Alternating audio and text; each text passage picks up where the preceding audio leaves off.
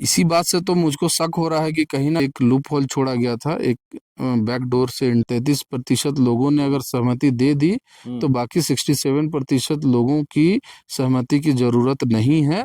उस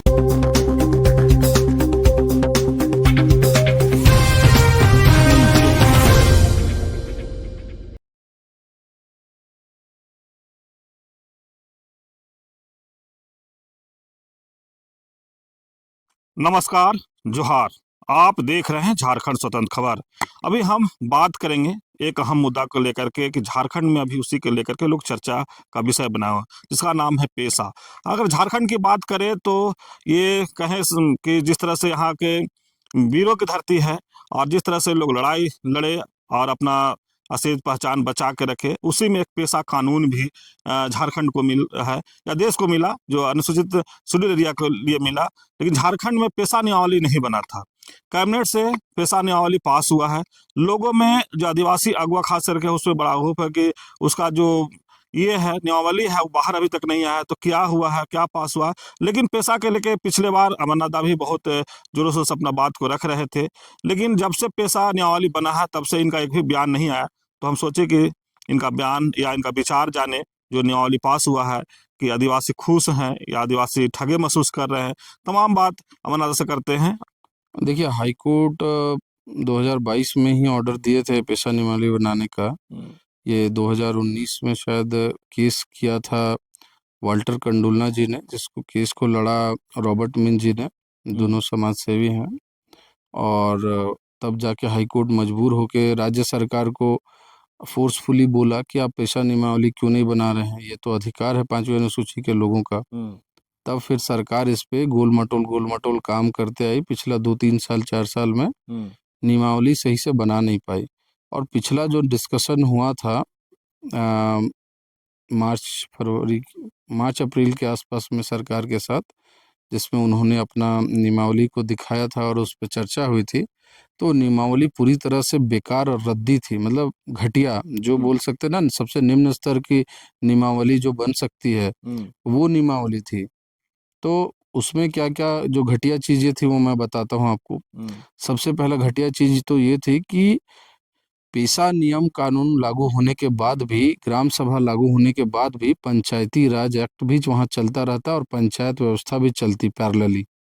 तो ये तो जेपीआर जो हाँ, जेपीआरए के थ्रू जो पंचायत व्यवस्था है वो भी वहाँ पे चलती और वही सुपीरियर होती। पेशा के तहत जो ग्राम सभा चलती वो सहमति लेती हर चीज के लिए या उनको सूचित करती पंचायत को। पहला बेकार चीज। दूसरा बेकार चीज था कि ग्राम सभा का जो अध्यक्ष होगा वो, जो उन्होंने डाला था कि वहाँ पे जो पारंपरिक ग्राम सभा का जो हेड होता है मुंडा मानकी वो होंगे, या वहाँ पे एक लूप होल छोड़ा गया था, एक बैक डोर से एंट्री का रास्ता छोड़ा गया था कि अगर वो चाहे किसी को नॉमिनेट करना या वो, मतलब कोई उनका उत्तराधिकारी नहीं मिल रहा है तो किसी को नॉमिनेट करना चाहे तो किसी गैर आदिवासी को भी वहां नॉमिनेट कर सकते हैं। तो इस तरीके से बैकडोर से जो पेशा का जो मूल भावना है कि आदिवासियों का स्वशासन व्यवस्था होगा, वहां पे जो शासन के लिए गैर आदिवासी को वहां बैठाने की बात वहां पे व्यवस्था की गई थी उस नियमावली में। ये हो गया दूसरा चीज। तीसरा सबसे घटिया बात ये था कि 33% लोगों का सहमति से भी जमीन अधिग्रहण संभव है। 33% लोगों ने अगर सहमति दे दी तो बाकी 67% लोगों की सहमति की जरूरत नहीं है। उस गांव का जिस भी जगह का, जिस भी मौजा का जमीन को अधिग्रहण करना है, सरकार, कंपनी, जिसको भी, वो कर सकती है। तो ये एक बहुत बड़ा घटिया ड्राफ्टिंग था। और भी बहुत सारी चीजें थी, जैसे बालू को लेके, हमारा वन उपज को लेके एक है कि उसमें मालिकाना हक, पेशा कानून कहता है मालिकाना हक होगा लघु वन उत्पाद में, ठीक है। लेकिन वहां पे मालिकाना हक पूरी तरह से दिया नहीं जा रहा था। बालू का भी 3 कैटेगरी करके, जो सबसे लो कैटेगरी का बालू है उस पे सिर्फ अधिकार दिया जा रहा था, बाकी को सरकार बेचने वाली थी। तो इस तरह से देखा जाए तो बस एक एक ऐसा बूढ़ा शेर जिसके मुंह में दांत ही नहीं है, वो बना के आदिवासी समाज को परोसा गया था, सामने दिया गया था कि लो भाई इसको रखो, तुम्हारा रक्षा करेगा।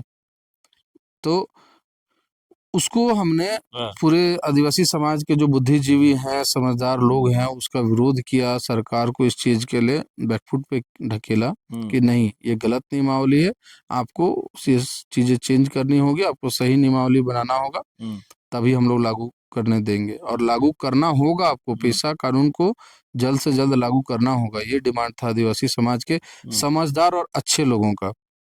ठीक है। अब इसमें एक दूसरा विंग भी है, जो मैं अक्सर बोलता हूँ कि वनवासी कल्याण केंद्र से संचालित होता है। उस विंग से जुड़े हुए लोग पेशा नियमावली का यही घटिया वाला स्वरूप को लागू करवाने के लिए तब से लगे हुए हैं, जिसमें बड़े बड़े अधिकारी भी हैं। एक बहुत बड़ी अधिकारी भी थी, हैं, जिनको आज राज्याभिषेक किया जा रहा है कि भाई पेशा जो लागू हुआ है उसका सारा का सारा क्रेडिट इन्हीं मोहतरमा को जाता है, जबकि वो विपरीत दिशा में ये घटिया वाला जो ड्राफ्ट है उसको लागू करवाने के लिए एड़ी चोटी लगाई हुई थी। तो जो एक्चुअल फाइटर्स हैं पेशा नियमावली के लिए, तो उस समय लोगों ने विरोध किया और सरकार को बोला आप फिर से पुनर्विचार कीजिए, अच्छा ड्राफ्ट बनाइए। और उस मैडम के जो जो उनका विचार था, जो उनका लक्ष्य था कि उसको लागू करवा दे घटिया वाले को, उसको नहीं होने दिया था उस समय इन फाइटर्स ने, जो आज गुमनाम है। तो मैं कह रहा हूँ कि उसके बाद सरकार समय मांगती रही हाईकोर्ट से। हाईकोर्ट समय समय पे इनको बोलता रहा कि भाई इतना डेडलाइन दे रहे हैं आपको, इतने दिन में आपको करना है ये काम, लेकिन सरकार नहीं कर पाई। फाइनली अभी जब हाईकोर्ट ने फिर से सरकार को दबाव बनाया कि अगर आपने 1 महीने के अंदर लागू नहीं किया, नियमावली लेकर नहीं आए, तो हम लोग सख्ती से पेश आएंगे, सख्त कार्रवाई करेंगे आपके ऊपर, सरकार के ऊपर। तब जाके हेमंत सरकार ने कैबिनेट में बिल पास किया, मैंने जो भी पेशा का नियमावली पास किया। अच्छा, आप ये भी बताइए कि नियमावली अगर पास किया और वो दावा कर रहे हैं कि सरकार ये नियमावली, ये पेशा कानून जो ड्राफ्ट हुआ है वो राज्य की जनता के भले के लिए और बहुत अच्छा, बहुत बड़ी बात है, बहुत बड़ा कदम हमने कर दिया, तो छिपा क्यों रहे हैं? छिपा क्यों रहे हैं आप? उसका गैजेट पब्लिक को दे क्यों नहीं रहे? गैजेट देंगे तब तो पता चलेगा कि आपने सच में शेर दिया है या बिना दांत वाला बूढ़ा शेर दिया है। वो हमारा रक्षा कर सकता है कि हमारा सब कुछ लुटवा देगा, ये देखने वाली बात है। क्योंकि नियम कानून ऐसी चीजें होती है, दोधारी तलवार होती है। आप उससे हमला भी कर सकते हैं और आपका गलती से आपका खुद का भी गर्दन कट सकता है। तो उसमें जो भी चीजें लिखी जाती हैं वो बहुत बारीक होती है और वो बहुत जरूरी होती है, उनको समझना और उनको देखना कि वो सही है कि नहीं है, ये बेहद जरूरी है। सिर्फ पेशा नियमावली पारित हो गया सदन में बोल के उछलने लग जाना एक बेवकूफ मूव है, और मैं बेवकूफ नहीं हूँ। तो इसलिए मैंने अभी तक कोई प्रतिक्रिया नहीं दी है, क्योंकि जब तक मैं उसको पढ़ूंगा नहीं, देखूंगा नहीं कि क्या उन्होंने सच में उसमें बदलाव करके अच्छी चीजों को जोड़ा या नहीं जोड़ा, खराब चीजों को हटाया या नहीं हटाया, तब तक इसमें प्रतिक्रिया देना ही बेकार है। अमरनाथ दा, आप अच्छा बात बोले कि हम बेवकूफ नहीं है, हम्म। लेकिन जो ढोल नगाड़े के साथ खुशी मना रहे हैं, अबीर गुलाल लगा रहे हैं, आप भी तमाम चीज देख रहे हैं, तो क्या वो बेवकूफी कर रहे हैं या फिर उनके अनुसार पैसा लागू नियमावली बन गया है?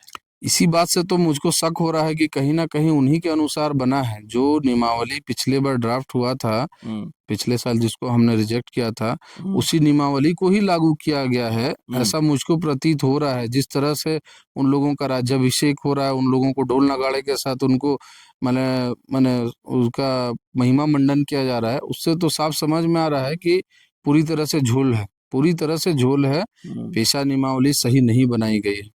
तब सरकार का काम है, हमारे हेमंत भैया का काम है कि इस चीज को पब्लिक करे, हमें देखने दे, जनता को देखने दे। जो समझदार लोग हैं समझेंगे और उसके बाद इसको स्वीकार करना या रिजेक्ट करना वो देखा जाएगा। सरकार को जो ड्राफ्ट है उसको बाहर नहीं या पब्लिक नहीं करना, क्या आपको क्या किस तरह का आशंका लगता है? इसमें साफ आशंका वही है कि लोग, माने सरकार भी नहीं चाहते कि जनता विरोध करे सरकार का। इसलिए जो पुराना ड्राफ्ट है मुझको लगता है मोर और लेस वही उसी को सरकार ने आनन फानन में कर दिया। आनन फानन ही नहीं, सरकार इसमें कुछ करना ही नहीं चाह रही है, क्योंकि 3-4 साल का समय बहुत होता है ड्राफ्ट तय करने के लिए। एक एक डिपार्टमेंट के आईएएस अफसर आपके बैठे हुए हैं, उसके नीचे आपके अफसर बैठे हुए हैं, उनके नीचे अफसर हैं, सैकड़ों लोग काम कर रहे हैं उस विभाग में, और एक ड्राफ्ट, एक नियमावली नहीं बन सकता है, ये तो मैंने समझ से परे है। लाखों करोड़ों रुपया सैलरी लेने वाले लोग अगर एक ड्राफ्ट नहीं बना पा रहे हैं तो उनको उस विभाग से रिलीज कर देना चाहिए। विभाग से क्या, उनको नौकरी से ही बर्खास्त कर देना चाहिए, भगा देना चाहिए, उनको जॉब छीन लेना चाहिए अगर वो ड्राफ्ट 2 साल में तैयार नहीं कर पा रहे हैं तो। आप जिस तरह से युवा हैं, युवा नेता हैं, युवा में एक अच्छे बुद्धिजीवी हैं, और आप पेशा नियमावली जो बना है उसको लेकर के नाराज दिख रहे हैं, तो इसको किस तरह से? नहीं, हम नाराज नहीं हैं, हम्म, बस हम ये जानना चाहते हैं कि इसको आनन फानन मतलब बिना लोगों के मंच पे रखे अच्छा। पास करने का क्या मतलब है, और उसको छिपा के रखने का क्या मतलब है। अगर कुछ गलत नहीं है तो छिपाने की कोई बात नहीं है, अगर छिपाया जा रहा है तो छिपाया जा रहा है, कुछ तो इसलिए कुछ आशंका तो आप लोग के कुछ ना कुछ मन में बिल्कुल आ रहा है। बिल्कुल बिल्कुल। आप सुने अमरनाथ लगा की बात, जिस तरह से पेशा नियमावली बना है उसी पर हम लोग चर्चा कर रहे थे, और जिस तरह से कई बुद्धिजीवी को पहले भी हम दिखाए आपको कि उनको भी आशंका है, जो नियमावली बना है वो बाहर नहीं, जो एक्ट बना है या जो कहें को बाहर नहीं आने से कहीं ना कहीं आशंका जता रहे हैं कि हो सकता है जो पहले अधिकारी लोग बना के रखे थे शायद उसी को तो कहीं ना इन्हों पास कर दिए हैं, तो इस तरह से इनको भी। और हाँ। और एक चीज आपको इसमें बोलना चाहेंगे, क्योंकि हम बहुत समय से पेशा की जो लड़ाई चल रही है झारखंड में, उस चीज को देख रहे हैं, मॉनिटर कर रहे हैं और उसका हिस्सा भी रहे हैं कहीं ना कहीं।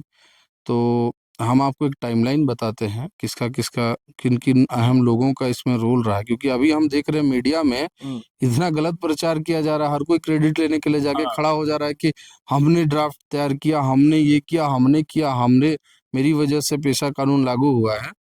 तो मैं बताना चाह रहा हूँ कि पेशा की जो लड़ाई थी 1996 में, जब पेशा कानून बना, पारित हुआ, उसके बाद फिर जब ये नहीं लागू हुआ तो सबसे पहले हाई कोर्ट, सुप्रीम कोर्ट जाने वाले लोग जो हैं वो बुद्धिजीवी मंच था, जिसमें उस समय अगुवाई कर रहे थे प्रेमचंद मुर्मू जी और विक्टर माल्टो जी। और आज के जो जो याचिकाकर्ता हैं, जिनके केस पे सुनवाई हो रही है हाई कोर्ट में, वाल्टर कंडुलना जी, वो भी उसी एक टीम का हिस्सा थे। तो लड़ाई वहां से शुरू हुआ, ये लोग लड़े केस, सुप्रीम कोर्ट में ये लोग जाके हारे। हारने का कारण था कुछ, इनका प्रेयर जो था वो गलत चला गया था। तो ऐसा नहीं है कि कुछ हो गया गलत, मैंने कोई फैसला अगर गलत हो गया, देखिए कोर्ट का फैसला जो होता है वो पूरी पूरी तरह से तथ्यों के आधार पे होता है। अगर एक पार्टी, पार्टी अगर बढ़िया से अपनी बातों को नहीं रख सका तब भी। हाँ, तो वो केस हार जाता है, तो इसका ये मतलब नहीं है कि वो पार्टी गलत है, हम्म, उसको फिर से रखा जा सकता है। तो वही लड़ाई फिर दोबारा, उसी लड़ाई को दोबारा शुरू किया वाल्टर कंडुलना जी ने, और रॉबर्ट मिंज जो एडवोकेट हैं, पहले आईएफएस भी रहे हैं, फॉरेस्ट सर्विसेज में रह के रिटायरमेंट के बाद वो एडवोकेट भी हैं, तो उन्होंने केस हाई कोर्ट में फाइल किया, झारखंड हाई कोर्ट में। तब बहुत सारे बुद्धिजीवी और कुछ लोगों ने उनका विरोध भी किया कि आप बिना समाज से पूछे ये डिसीजन कैसे ले लिए, अगर आप केस हार जाइएगा तो फिर हम लोग इस केस को दोबारा लड़ नहीं पाएंगे, क्योंकि एक ही मुद्दे पे कोर्ट बार बार अपना समय नहीं वेस्ट करता है। तो उस समय मुझको याद है रॉबर्ट मिंज सर ने बहुत अच्छे से समझाया कि जरूरी नहीं है कि मुद्दा एक हो तो उस पर सुनवाई नहीं होगा। मुद्दा मतलब जैसे पेशा, पेशा शब्द को सिर्फ आप मत देखिए, आप मेरा जो जो केस का जो प्रेयर है, मैं क्या मांग रहा हूँ कोर्ट से न्याय, उस चीज को देखिए। पहले वाले को ही मैं वापस रिपीट कर रहा हूँ या मेरा प्रेयर अलग है, उस चीज को आप देखिए। और अगर अलग प्रेयर होगा किसी एक मुद्दे के लिए भी तो कोर्ट उसको सुनती है, ये उन्होंने बहुत अच्छे से समझाया था। तो कुछ लोग नहीं समझ पाए थे, तो काफी नोक झोंक भी हुई थी, और फिर उसके बाद बहुत इन दोनों को ट्रोल किया गया। तब फिर इन लोगों ने कहा कि ठीक है, चलिए, हम लोग ऐसा नहीं है कि क्रेडिट लेने के लिए ये काम कर रहे हैं, ये समाज के भले के लिए कर रहे हैं। तो हम लोग चाहते हैं, आप कहते हैं आप लोग, तो हम लोग समाज के सभी अगुवागनों को इसमें चाहते हैं शामिल हो। फिर इन लोगों ने सबको बुलाया, कमेटी बनाया कि चलो भाई ड्राफ्टिंग कमेटी बनाते हैं, सबको मिल के ड्राफ्ट करते हैं। और उस कमेटी में मुझको भी निमंत्रण दिया गया, मैं भी उसमें गया। 7-8 स्टेट का जो पेशा का ड्राफ्ट है उसको लाया गया, उस पे स्टडी किया गया, उसमें से बना के आदिवासी समाज का एक प्रतिनिधि जो था वो इसको पेश किया गया। तो कुछ लोग और भी इसमें जुड़े झारखंड से, जैसे हमारे यहाँ के एडवोकेट है रश्मि कात्यायन जी, हमारे टीआरआई के जो अध्यक्ष थे नरेंद्र जी, और कुछ कुछ लोग हैं और वो लोग सब जुड़े, यहाँ के कुछ एनजीओ के लोग हैं। तो सब लोग मिल के फिर उस चीज़ को रिजेक्ट किए, बोले कि नहीं, ये आप लोगों का जो डिमांड है ये कानूनी तौर पे सही नहीं है। तो आदिवासी समाज के जो ड्राफ्टिंग कमेटी के मेंबर थे उसमें फिर बट गए आधे आधे। कुछ का कहना था नहीं कि ये लीगली जायज है और हमें ये मांग करना चाहिए, और कुछ लोगों का कहना था कि जो मिल रहा है पहले वो ले लो, बाद में फिर उसमें सुधार करवाया जाएगा। तो इस तरह से करके वो पिछले 4-5 साल में ड्राफ्टिंग चलती रही, और इसमें कई बार मीटिंग टीआरआई में भी हुआ, 2-3 मीटिंग्स में मैं भी गया, और उसके बाद फिर ड्राफ्ट बन के जो आया और उसके बाद टीआरआई को सबमिट किया गया। तो टीआरआई के तरफ से जब वो मीटिंग कराई गई जिसमें उनके अपने विशेषज्ञ थे, कानूनी विशेषज्ञ रश्मि कात्यायन जी, और भी बहुत सारे लोग थे, बलराम करके एक हैं वो थे, और कुछ कुछ लोग थे। तो बहुत सारी चीज़ों को काट दिया गया। उसके बाद पंचायती राज विभाग को भेजा गया, उसमें भी वो सारी चीज़ें जो मैडम बैठी हुई थी वहाँ पे, सो वो दूसरे एजेंडे के तहत जो जो चीज़ें हो सकती थी वो उसमें डाल दी, और वो ड्राफ्ट को बिल्कुल ही माने बेकार बना दिया गया। तो इस चीज़ को जब फिर विभाग की तरफ से, सरकार की तरफ से जब दिखाया गया तो इस पे भारी विरोध किया गया, और उसके बाद, और इस बीच में निरंतर ये सारा चीज़ चलता रहा, ड्राफ्टिंग कमेटी में लोग घुसते रहे, निकलते रहे, ये सब चलता रहा। सॉरी। और इसके साथ-साथ पैरेलली रॉबर्ट मिंज जी और वाल्टर कंडुलना जी अपना वो जो केस है वो मजबूती से तथ्यों के साथ लड़ते रहे। और उसके बाद पिछले 3-4 साल से इसके पीछे, चूंकि एक तो हो गया कानूनी लड़ाई, लेकिन जनता का भी एक विचार लेना, जनता को भी इसके प्रति जागरूक करना जरूरी है, बहुत अहम बात है। तो उसके लिए बीड़ा उठाया ग्लैडसन डुंगडुंग जी ने, वो भी लगे रहे इसके पीछे, बहुत सारी सभाएं की, बहुत सारे मीटिंग्स किए, और बहुत तरह तरह के चीजें करके लोगों को जागरूक किए पेशा के प्रति, और जो जहाँ गलत ड्राफ्ट हुआ था वहाँ पे उन्होंने बढ़ चढ़ के विरोध भी किया था। तो ये सारा कुछ चलता चलता रहा, और उसके बाद अभी जाके ये हुआ है। तो इसमें जो अहम लोग हैं वो 4-5 लोग हैं, चाहे वो विक्टर माल्टो जी हो, प्रेमचंद मुर्मू जी हो, वाल्टर कंडुलना जी हो, रॉबर्ट मिंज जी हो, ग्लैडसन डुंगडुंग जी हो, ये लोग सबसे अहम किरदार हैं जिनका अभी कोई जिक्र ये थोड़ा सा अटपटा लगता है। तो भाई सबको, मैं ऐसा नहीं बोल रहा कि किसी एक व्यक्ति या एक दो व्यक्ति के, एक संस्था के द्वारा ही सब कुछ हो गया है, लेकिन सबका इसमें एफर्ट है, सबने थोड़ा थोड़ा किया है। मैंने भी 0.1% कंट्रीब्यूट किया है, हजारों लोगों ने किया है, तब जाके सरकार पे दबाव बना है।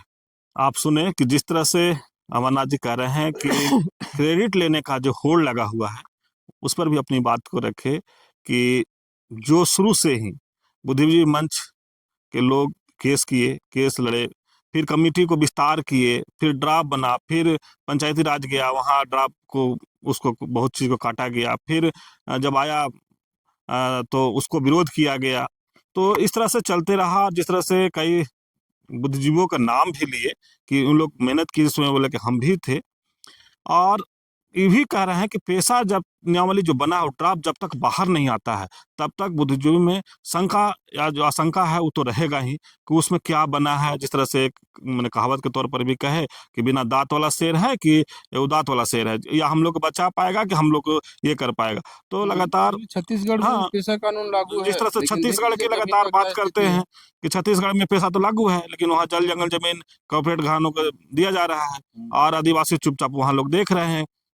शायद पेशा में नियमावली में अगर वो सब चीज़ यहाँ है तो यहाँ भी वही होगा कि यहाँ भी जैसे सोना खदान है, तमाम खदानें हैं झारखंड में, उसके लेकर के भी कहीं ना कहीं ये होगा। तो जो बुद्धिजीवी हैं खास करके आदिवासियों में, उसको कहीं ना कहीं एक बड़ा आशंका है, शंका है कि जो बना है वो ड्राफ्ट उसमें है क्या। तो देखना होगा, जब ड्राफ्ट बाहर आएगा तो फिर दोबारा मिलेंगे अमरनाथ जी से और उस पर जानेंगे उनका उस क्या विचार है। तो अभी तक यही। तो इस तरह खबर को देखने के लिए झारखंड स्वतंत्र खबर से जुड़े रहिए। जोहार, नमस्कार।